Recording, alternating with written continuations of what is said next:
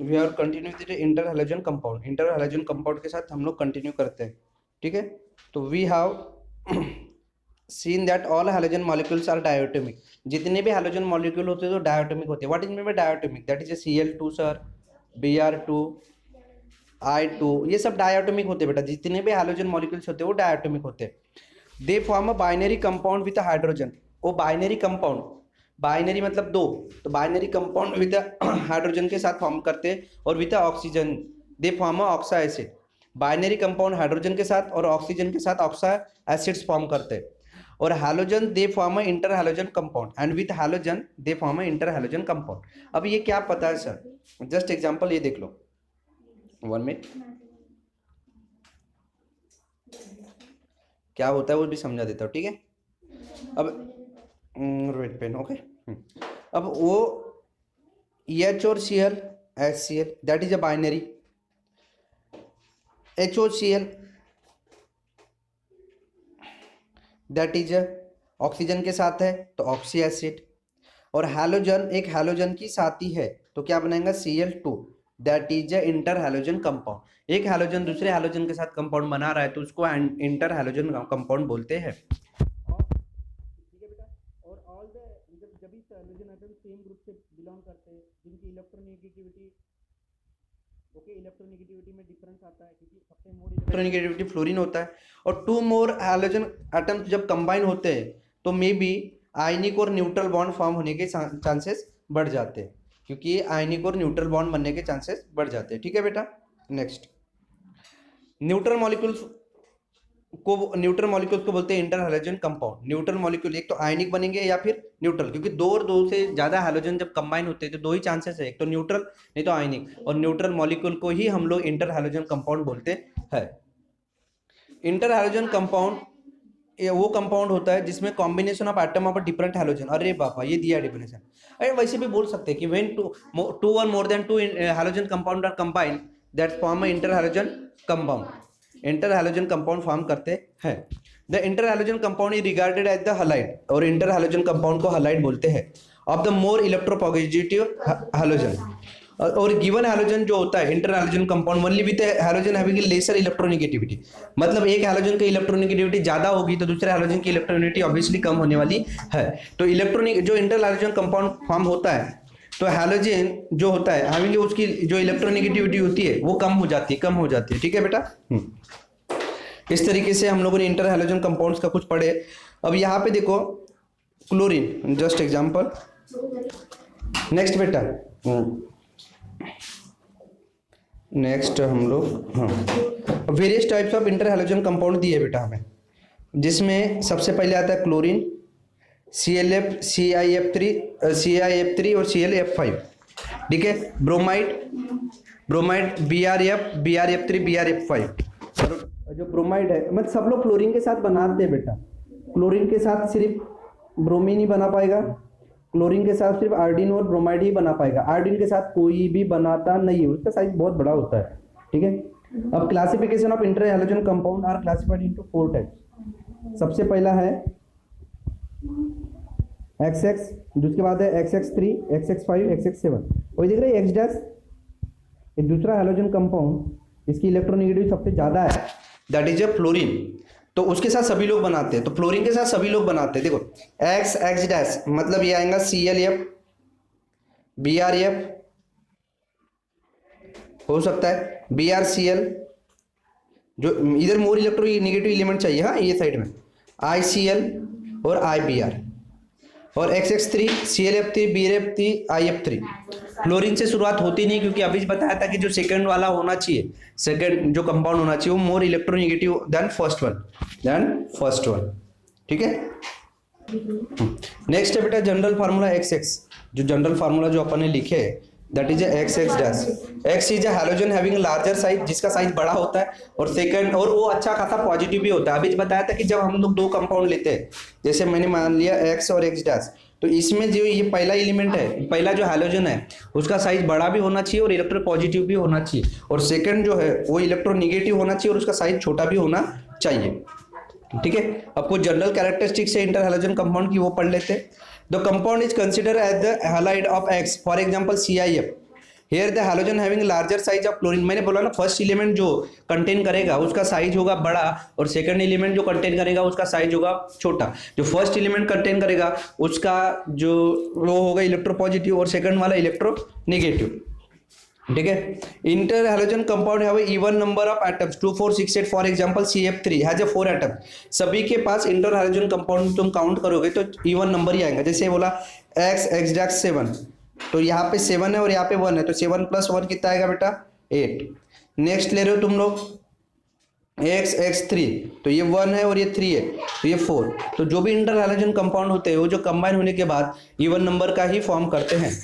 Next, properties of interhalogen compound are generally intermediate between the halogen from which they are made। और property जो भी interhalogen compound की है, जो मतलब intermediate between the halogen form the which are form, उनकी property दोनों halogen के बीच में रहती है। जैसे किसी हैलोजन की प्रॉपर्टी कुछ और स्पेशल है, किसी और जैसे क्लोरीन है, chlorine you have to purify the water, and other fluorine है वो है हाईली एक्सप्लोजिव। तो जो भी है उन दोनों की जो जब कंबाइन करेंगे तो दोनों की प्रॉपर्टी जो से नया कंपाउंड जो मिलेगा उन दोनों के प्रॉपर्टी में बीच में ही रहेगा, मिडल इंटरमीडिएट रहेगा। Central halogen exhibit different oxidation state in different inter halogen compound. अब जो सेंट्रल हैलोजन रहेगा उसकी ऑक्सीडेशन स्टेट बाकी जो डिफरेंट इंटर हैलोजन कंपाउंड के लिए अलग अलग रहेगी। जैसे किसी यहाँ पे देखो XX3 है तो इसकी चेंज हो जाएगी, XX5 है तो इसकी चेंज हो जाएगी।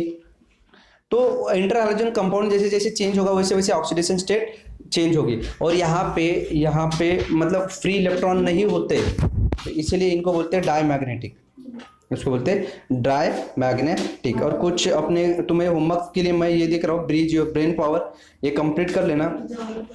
ये 3 है तो 3 को बोलते हैं ट्राई, तो क्लोरीन ट्राई फ्लोराइड आएगा, ब्रोमीन फ्लोराइड आएगा, ब्रोमीन पेंटा तो Br यहाँ पे F5, हाँ पेंटा है तो BF5 आएगा, BrF5। तो इस तरीके से ये टेबल तुम्हें कंप्लीट करना है। और इंटर हैलोजन कंपाउंड कुछ प्रॉपर्टी दी है, जैसे कलरलेस गैस है, पेल ब्राउन कलर है। ये जो तुम्हें होमवर्क्स के लिए दिया हूँ मैंने, ये तुम लोग पढ़ लेना। Pale brown colour gas, ruby red solid ICl का, और IBr है जो ब्लैक सॉलिड होता है। CF3 के बारे में देखा जाए तो कलरलेस गैस है, BrF3 है तो येलो ग्रीन लिक्विड है। ये तो तुम्हें पढ़ना ही पड़ेगा बेटा। IF3 के बारे में येलो पाउडर है, ओके। और ICI3 orange solid dimerise, okay. तो ये इस तरीके से जो कंपाउंड्स है उनकी कुछ प्रॉपर्टी दिए तुम लोगों को MCQ पर्पज और क्वेश्चन पर्पज उन्हें तुम लोगों को घर पे पढ़ना। नेक्स्ट बेटा preparation of inter halogen compound. Next one is preparation of inter halogen compound. पहला डायरेक्ट कॉम्बिनेशन।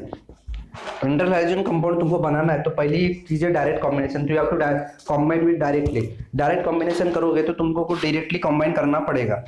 तो उन बहुत ही इक्वल वॉल्यूम, दोनों का वॉल्यूम सेम होना चाहिए। जब डायरेक्ट कंबाइन कर रहे हो तो दोनों का वॉल्यूम सेम होना चाहिए। अब जैसे जैसे तुम डाउन द ग्रुप जाओगे तो एटॉमिक साइज और एटॉमिक रेडियस बढ़ते जा रही है। अब जैसे एटॉमिक रेडियस बढ़ रही है तो उसका साइज भी बढ़ रहा है, तो दोनों का साइज सेम होना चाहिए, ये तुम्हें ध्यान रखना होगा। अब Cl2 और 3F3 ये XX है, मतलब दोनों का सेम अमाउंट होगा, तो इसके ClIF बनेगा।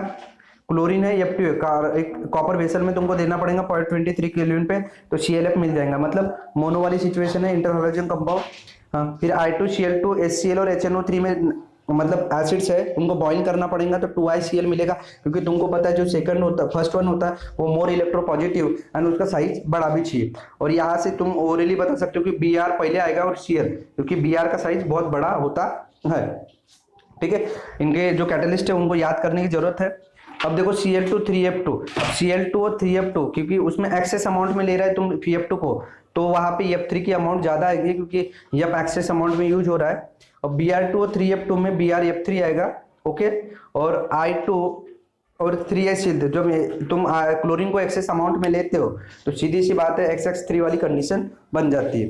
ठीक है, अब reaction with halogen with inter halogen compound. अब ब्रोमीन है Br2 है BrF3 है, जब एक हैलोजन कंपाउंड दूसरे डायरेक्ट कॉम्बिनेशन के साथ रिएक्शन करता है तो क्या होता है, तो सीधी सी बात है वह XX डैश बनने के चांसेस हो जाते हैं क्योंकि reaction of halogen with inter halogen compound, halogen खुद इंटर हैलोजन कंपाउंड के साथ रिएक्शन कर रहा है, तो क्या होगा ये बताया गया है। तो ठीक है बेटा, ये उसी same reaction with bromine reaction करेगा ClF3 के साथ, तो दो तरीके से कंपाउंड फॉर्म होंगे inter halogen compound, that is BrF3 जिसमें F3 एक्सेस अमाउंट में होता है, एक्सेस अमाउंट में नहीं होगा यहाँ पे, क्योंकि ClF3 में होता है, और BrCl, ठीक है। इस तरीके से ये होता है। अब कुछ प्रॉपर्टीज है इंटर हैलोजन कंपाउंड की, वो देख लेते हैं। ये जो डब्बे है ये तुम्हें घर पे ही पढ़ना पड़ता है बेटा। एक होता है थर्मल स्टेबिलिटी, जिसमें थर्मल स्टेबिलिटी एमसीक्यू पर्पस पूछा जाता है कि थर्मल स्टेबिलिटी किसकी ज्यादा होती है। तो थर्मल स्टेबिलिटी की बात है जिसके मॉलिक्यूल्स नजदीक होंगे, जिसका साइज कम होगा, उसकी थर्मल स्टेबिलिटी ज्यादा होती है। तो सबसे छोटा साइज होता है ClF, फिर ICl, फिर IBr, फिर BrCl, फिर BrF, ठीक है। नेक्स्ट है हाइड्रोलिसिस गिव्स ऑक्सो एसिड्स।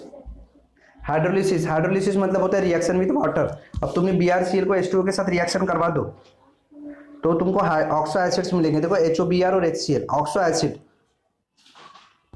उसी तरह ICl को तुमने H2O के साथ रिएक्शन करवा दी तो HiO3 हाइड्रोआइडिक एसिड। ऑक्सो एसिड मतलब वही है, हैलोजन के साथ एसिड बना रहा है, और 5HCl और I2 के साथ। अब डिसप्रोपोर्शनेशन और आटोनाइजेशन मतलब क्या होता है कि किसी जस्ट इंटर हैलोजन कंपाउंड को तोड़ के जस्ट जैसे पहले थे वैसे ही बना देना है बोल सकते। तो इसमें Br2 होगा इसको तोड़ने के बाद, और एक्सेस अमाउंट जैसे BrF5 आ जाएगा, ठीक है, Br और F5। फ्लोरिनेशन, अब XX3 के लिए अपन ने रिएक्शन देखी नहीं है, तो सेम सिचुएशन उसको भी ये करोगे हाइड्रोलिसिस, तो हाइड्रो एसिड देगा 5HCl और ICl देगा, क्योंकि यहाँ पे Cl है, 5 अमाउंट XX3Y XSC था। और सेम सिचुएशन सेम रिएक्शन है बेटा, तुमको यहाँ पे देखना पड़ेगा एडिशन अक्रॉस ओलिफिन। ओलिफिन मतलब ये समझो डबल बॉन्ड वाली, अल्किन को ओलिफिन मतलब इथिन को ओलिफिन कहा जाता है। इसको इंटर हैलोजन कंपाउंड के साथ रिएक्शन करवा दोगे तो एक पे I लगेगा और एक पे Cl लगेगा, इस तरीके से कंपाउंड क्लियर होंगे, ठीक है। तो ये होता है inter uses of inter halogen compound. ICI use for determination of iodine value of oil. Oil की आयोडीन मतलब ICl में जो आयोडीन वैल्यू है ऑयल में कितनी है उसके लिए काउंट होता है। कैटलिस्ट होता है ऑक्सीडेशन S3 के लिए, पॉलीहैलाइड बनाने के लिए काम आता है, पॉलीहैलाइड के लिए ये भी काम आता है। सेम सिचुएशन होती है बेटा, दोनों में है। अब ये XS3 फ्लोरोनेटिंग एजेंट होता है और नॉन एक्वस सॉल्वेंट है। तो नॉन एक्वस मतलब जहाँ पे वाटर नहीं होता, ठीक है। अब लास्ट टेबल जो बाकी है वो तुम्हारे लिए